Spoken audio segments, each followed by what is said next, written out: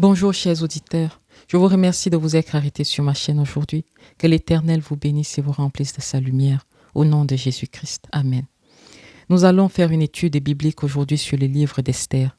Pour cette étude biblique, je me suis beaucoup référé à la Bible, Parole de vie de 2017.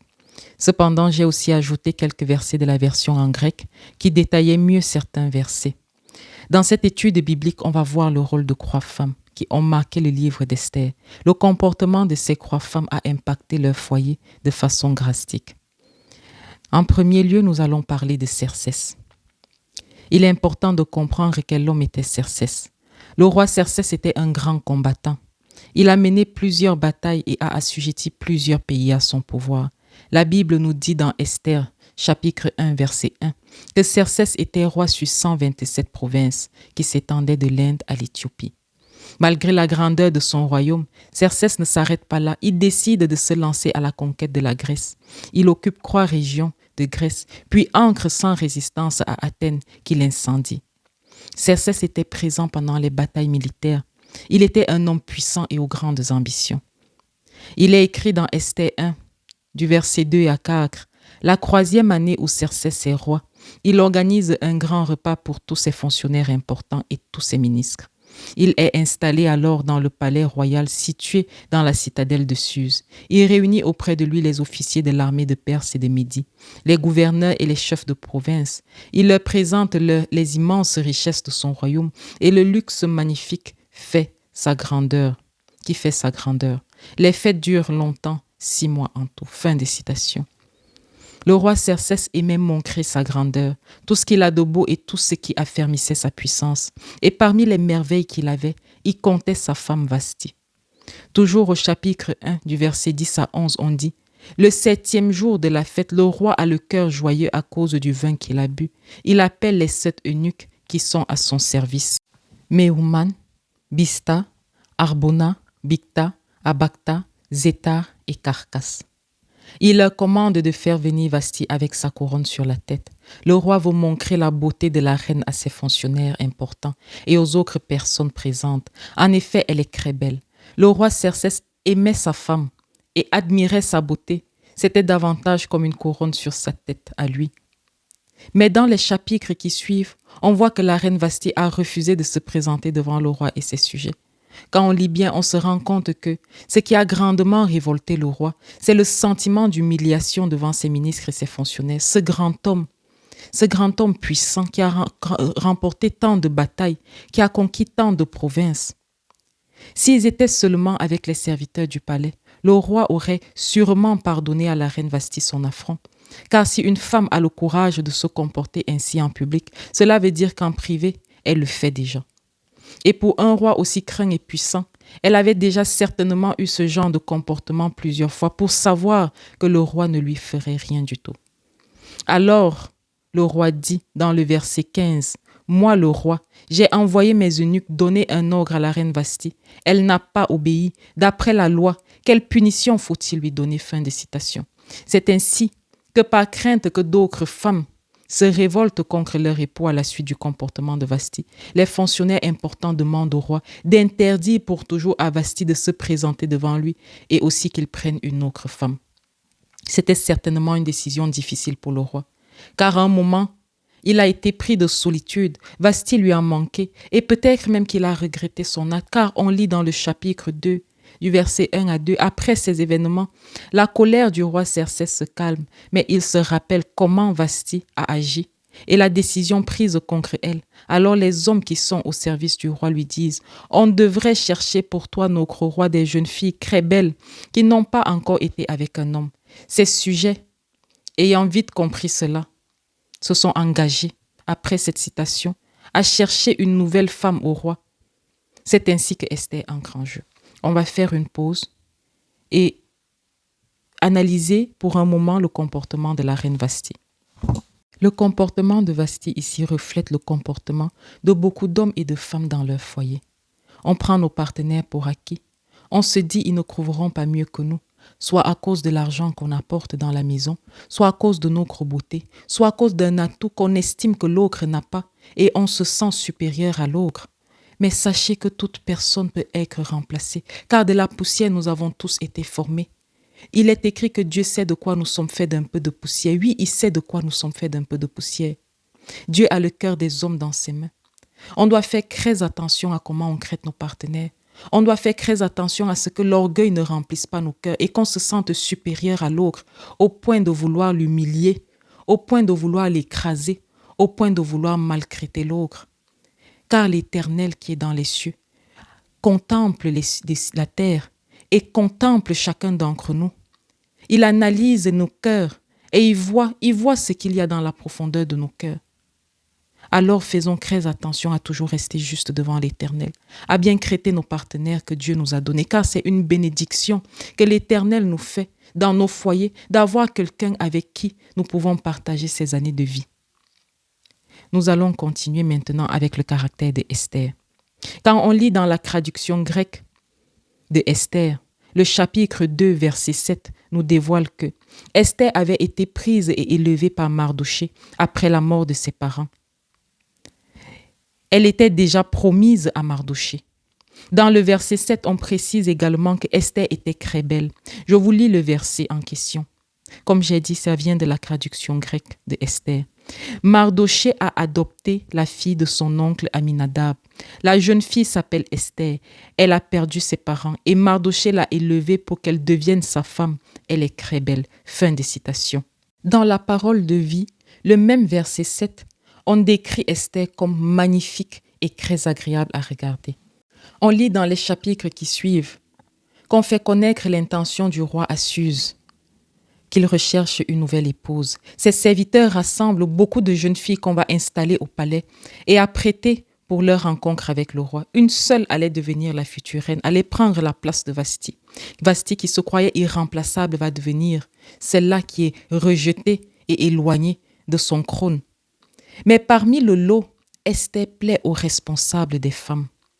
Il est écrit dans le chapitre 2, verset 9, Esther plaît beaucoup à Hégé et elle gagne sa faveur. Il lui donne aussitôt tout ce qui est nécessaire à sa beauté et à sa nourriture. Il lui donne aussi 7 servantes choisies parmi les femmes qui travaillaient au palais royal. Il l'installe avec elle dans le meilleur appartement de la maison des femmes. Fin de citation. Esther a attendu environ 1 an quand on lit par la suite avant de voir le roi. Pendant ce temps, elle se préparait avec l'aide des serviteurs qui lui avaient donné assez de conseils pour pouvoir se démarquer des autres jeunes filles. Il est écrit dans le chapitre 2, verset 15, « Un jour, c'est le tour d'Esther, fille d'Abihaïl et fille adoptive de son cousin Mardochée. Elle doit se rendre auprès du roi. Elle demande seulement ce que Hégé, l'eunuque chargé de la maison des femmes, lui a conseillé de prendre. Tous ceux qui voient Esther ont de l'affection pour elle. » Fin de citation. On peut déjà avoir un aperçu du caractère de Esther. Elle devait être très aimable, humble ou serviable pour que partout où elle allait, on l'appréciait. Elle écoutait les conseils même des serviteurs, sachant qu'elle serait peut-être la prochaine reine du royaume. Mais elle prenait le temps d'écouter les serviteurs qui lui donnaient des conseils. Ce sont ces faveurs des serviteurs qui lui ont permis de pouvoir se démarquer de toutes les jeunes filles qui avaient été conviées. Le plus marquant dans tout cela, c'est qu'après avoir obtenu les faveurs du roi et être devenue la reine, Esther ne brûlait d'amour que pour Dieu. Rien ne l'intéressait, ni la couronne, ni les honneurs, ni son mari, mais uniquement Dieu et la volonté de Dieu. On verra cela plus bas dans la prière qu'elle a formulée à Dieu pendant son jeûne. Les chapitres qui suivent nous montrent que Mardochée se met à travailler pour le roi. Il déjoue un attentat contre le roi et il entre en guerre avec Aman, devenu premier ministre. Car Mardochée ne voulait pas se prosterner devant Aman, mais pas par orgueil, mais par crainte de Dieu. Aman, très énervé du comportement de Mardochée, décide de faire rédiger une lettre pour chaque province pour demander de faire tuer les gens et de piller leurs biens. Quand Mardochée apprend cela, il fait parvenir un message à Esther. Dans ma lecture, à ce niveau, quelque chose m'a marqué. Mardochée a demandé qu'on explique la situation à Esther. Il a envoyé la lettre que Aman a fait rédiger pour toutes les provinces, mais Esther a eu peur d'agir, car elle répond dans le chapitre 4 de 10 à 11. Alors Esther le charge de répondre ceci à Mardochée. Tout le monde, depuis les serviteurs du roi jusqu'aux habitants des provinces du roi, connaît cette loi. Toute personne, homme ou femme, qui entre dans la cour intérieure du palais sans être appelée par le roi doit mourir. Elle peut vivre seulement si le roi lui tend son bâton d'or, mais cela fait 1 mois que je n'ai pas été appelée à me rendre auprès du roi. » Malgré sa peur, fin de citation, malgré sa peur, Esther a demandé qu'on jeûne pour elle pendant 3 jours et 3 nuits. Et elle en fera aussi pareil avec ses servantes. Après 3 jours de jeûne, dans la traduction grecque chapitre D, verset 1, on dit « Le 3e jour, Esther arrête de prier. Elle enlève l'habit qu'elle a porté pour demander l'aide de Dieu et elle se met des vêtements magnifiques. » Esther, fin de citation, Esther avec la foi que ses malheurs sont terminés. Elle avait la foi que Dieu a écouté sa prière et qu'elle ne se fera pas tuer par le roi. Elle a fait entièrement confiance en Dieu, qu'il a résolu ses problèmes. Pourtant, elle n'avait pas encore collecté un seul fruit de sa prière car elle était encore dans sa chambre. La reine Esther était remplie de foi et n'avait pas encore vu le roi. Il est écrit dans Hébreux 11, verset 1, « Croire en Dieu, c'est une façon de posséder déjà les biens qu'on espère. C'est être persuadé que les choses qu'on ne voit pas existent vraiment. » Fin de citation. C'est exactement ce qu'a appliqué Esther pour le problème qu'elle avait dans sa maison. Esther a fait preuve de foi et de courage. Elle a risqué sa vie pour une œuvre bien plus grande que sa propre vie. Elle a invité le roi 2 fois, comme on va lire dans les versets qui suivent, à manger avant de dévoiler au roi les plans mauvais que Aman avait contre les Juifs, son peuple. Et celui-ci fut pendu sur le poteau qu'il avait prévu, pendre Mardochée, et le peuple d'Israël a pu être sauvé. J'ai pu retrouver la prière d'Esther dans la traduction grecque, chapitre C, versets 29 à 47. Mais on va lire juste quelques versets. D'abord les premiers versets et le verset 46. On commence par les premiers versets. « Mon Seigneur, roi de mon peuple, tu es le seul Dieu. Viens à mon secours. Je suis seul. Personne ne peut m'aider sauf toi. En effet, je vais risquer ma vie. Depuis ma naissance dans la tribu de mes ancêtres, j'ai entendu dire ceci. Toi, Seigneur, tu as choisi le peuple d'Israël parmi toutes les nations et tu as choisi nos ancêtres parmi tous les ogres. Tu as fait d'eux un peuple qui t'appartient pour toujours. Tu as réalisé pour eux tout ce que tu avais promis. » On va s'arrêter au verset 33 pour lire maintenant le verset 46 qui dit « Depuis le jour où j'ai changé de situation jusqu'à aujourd'hui, je n'ai jamais connu le bonheur sinon auprès de toi, Seigneur Dieu d'Abraham. » On continue avec le verset 47 qui dit « Ô Dieu, toi qui es plus puissant que tous, écoute l'appel de ceux qui sont sans espoir. Arrache-nous à la main des gens mauvais et délivre-moi de la peur. Amen. » Fin de citation. Esther avec une foi inébranlable en l'Éternel. Elle savait que seul l'Éternel pouvait la sauver de sa situation, pouvait sauver son peuple. Esther était humble de cœur. Esther était aimante et appréciée de tous. Combien de personnes aujourd'hui dans nos foyers ont des femmes de ménage, ont des serviteurs dans leur maison et les traitent mal parce qu'ils se disent « nous sommes les patrons, nous dominons ». Esther a pris la peine d'écouter ses serviteurs et leurs conseils. Esther a pris la peine d'être auprès de son peuple et de pouvoir sacrifier sa vie pour un projet bien plus grand que sa vie. Combien de femmes encore aujourd'hui ou d'hommes dans nos foyers se disent que Dieu a fait un projet bien plus grand que nous, cette union entre l'homme et la femme. Dieu m'a uni à cette femme, Dieu m'a uni à cet homme. Dieu nous a donné ses enfants. Ce sont des projets bien plus grands que nous, qui nous dépassent, qui dépassent notre entendement. C'est pour la gloire de Dieu. Alors on doit honorer ce que Dieu a fait en nous accordant ses partenaires, en nous accordant ses enfants. Mais beaucoup d'entre nous, on s'attarde sur ce que nos partenaires font. On s'attarde sur ce que nos enfants font. On s'attarde à comparer nos enfants avec les enfants des autres. Qu'on oublie même le projet que Dieu a fait en nous unissant à ses partenaires, en nous donnant ses enfants. Est-ce qu'on cherche même à savoir quel projet l'Éternel a quand il nous mettait avec ces personnes? Est-ce qu'on cherche à savoir quel projet l'Éternel a pour nos enfants, pour leur avenir, pour la gloire de l'Éternel? Car tout ce que l'Éternel fait dans nos vies, c'est pour que cela concourt à la gloire de l'Éternel. Esther a cherché la gloire de l'Éternel. Esther a cherché la manifestation de la puissance de l'Éternel. Et elle n'a pas regardé à sa propre vie. Esther n'a pas regardé si son mari était païen. Esther n'a pas regardé si elle avait une grande couronne et un grand château et de grandes richesses. Elle a cherché la présence de l'Éternel de jour comme de nuit. Et elle s'est appliquée à faire la volonté de l'Éternel. Car nulle part dans le livre d'Esther, on lit que Esther a été éperdument amoureuse de son mari. Nulle part dans la Bible, on dit que Esther a tellement aimé son mari qu'elle pouvait en donner sa vie. Mais on lit que Esther a aimé l'Éternel. Elle-même, elle a dit dans ce verset 46, « Depuis le jour où j'ai changé de situation jusqu'à aujourd'hui, je n'ai jamais connu le bonheur sinon auprès de toi, Seigneur Dieu d'Abraham. » Mais elle s'est mise avec Pharaon. Elle s'est mise avec le roi pour devenir la reine parce que c'était la volonté de l'Éternel. Les partenaires qu'on a, c'est la volonté de l'Éternel. Les enfants qu'on a, c'est la volonté de l'Éternel. Qu'est-ce qu'on fait maintenant pour le projet que l'Éternel nous a confié? Maintenant, on va étudier le dernier caractère qui est Zeresh, la femme de Haman. Après le premier repas avec le roi chez la reine Esther, Haman se réjouissait de l'honneur qu'on lui faisait de manger à la table du roi et de la reine. Il croise Mardochée à l'entrée du palais, rentrant de cette merveilleuse réception. Son cœur se resserre de colère et il est écrit dans le chapitre 5 du verset 10 à 14. Pourtant, il ne laisse rien paraître et rentre chez lui. On parle de Mardochée ici. Il fait venir ses amis et sa femme Zeresh. Haman leur parle de ses richesses. Autant pour moi, on parle de Haman. Haman leur parle de ses immenses richesses, de ses nombreux fils.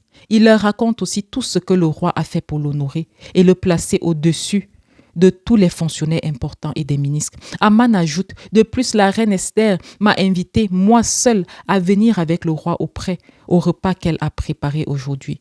Et je suis de nouveau invité demain avec le roi. Mais tout cela ne représente rien pour aussi longtemps que je vois Mardochée, le juif à son poste à l'entrée du palais royal. Alors Zeresh, la femme de Haman, et tous ses amis lui donnent cette idée. Fais donc préparer un poteau de 25 maigres demain matin. Demande au roi d'y faire pendre Mardochée. Alors tu pourras aller tout joyeux au grand repas en compagnie du roi. Cette idée plaît à Haman et il fait graisser le poteau. Fin de citation. Zeresh, la femme de Haman, a encouragé les idées mauvaises de son mari. Elle a encouragé son mari à écraser un homme innocent. Elle s'est crue au-dessus de Mardochée au point de pouvoir juger des conditions de sa mort. Elle a voulu à tous les prix satisfaire le caprice de son mari, sachant qu'il s'agissait d'un acte meurtrier contre tout un peuple, contre un homme juste. Juste parce qu'un simple homme Mardochée a froissé son ego en refusant de se prosterner devant lui. Le même poteau qui a été préparé pour faire pendre Mardochée a été le poteau qui a rendu Zeresh veuve, car son mari Haman fut pendu sur ce poteau. De la même façon, Zeresh a soufflé à l'oreille de son mari pour encourager ses mauvais desseins contre les Juifs. C'est de la même façon que Esther demanda la tête des enfants de Haman. Zeresh s'est retrouvée veuve et ses enfants, elle les a tous perdus. Alors, en prenant le cas de Zeresh, il nous arrive de voir nos partenaires vouloir prendre des chemins qui n'honorent pas l'Éternel, vouloir faire ce qui n'honore pas l'Éternel, vouloir même ancrer dans des sectes pernicieuses, vouloir même agir mal contre des innocents, vouloir poser des actes qui déshonorent leur propre corps. Aujourd'hui, je veux vous dire, chers auditeurs, n'encourageons pas nos partenaires sur les chemins mauvais, car en les encourageant, c'est notre propre tombe qu'on est en train de creuser. C'est notre poteau que nous-mêmes on est en train de graisser. Ce sont nos enfants qu'on est en train de perdre. Car l'Éternel voit tout, l'Éternel sait tout. Et c'est l'Éternel qui est le seul juste juge. Et personne n'est caché devant la face de l'Éternel. Pour conclure, l'influence des femmes a toujours été grande dans la vie des hommes, dans la Bible. Quand on parle d'Adam et Ève, on pense seulement à la pomme. Mais l'un des messages cachés, c'est que Ève a su convaincre Adam de transgresser la loi de Dieu. Dalila a su convaincre Samson de lui dévoiler son secret. Séphora, la femme de Moïse, a sauvé la vie de Moïse de la mort en coupant son prépuce. Salomon a eu des femmes qui ont su le convaincre de se détourner de Dieu. Ne pensons pas qu'on n'influence pas nos maris, en bien ou en mal on le fait. On les rend plus doux, plus calmes, plus agressifs, plus en colère, heureux ou malheureux. La question c'est quel est votre comportement à vous?